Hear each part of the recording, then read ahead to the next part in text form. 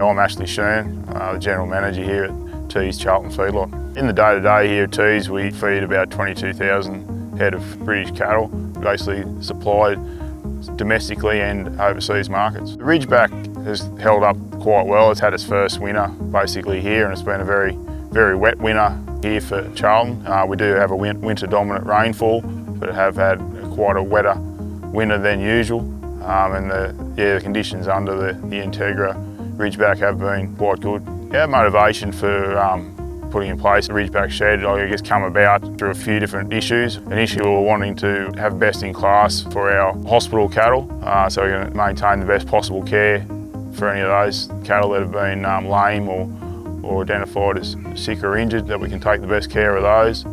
I guess the other things we were looking at was, as we alluded to, the wet winters here in Charlton, trying to get better intakes, feed intakes, better gains for our feedlot cattle during those winter months. Trying to keep cattle physically cleaner, so less mud and dag load for our processing plants. And also for our surface, we wanted to see if we could maintain a better pen surface during the winter months as well. In the summer months, in the hotter months, where basically, obviously the heat gets quite hot here in Charlton. We do have decent air movement as a rule, but yeah, it's obviously we have shade in our normal outside pens, but obviously the shade with the full roof will be interesting to see as well, how that provides better comfort for the cattle.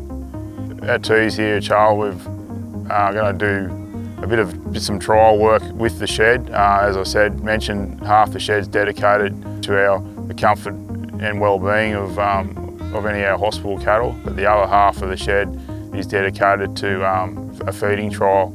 We've done basically a one-for-one vendor split on any cattle that arrived, and we've put half the cattle in the regular traditional outside pen, and the other half of the cattle are under the Entegra shed.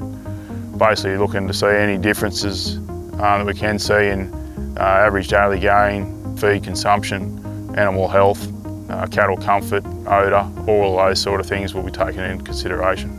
Some of the things we've seen, like the first lot of cattle, about 110 days now, so they're not far from being processed, and we'll get some firm data back.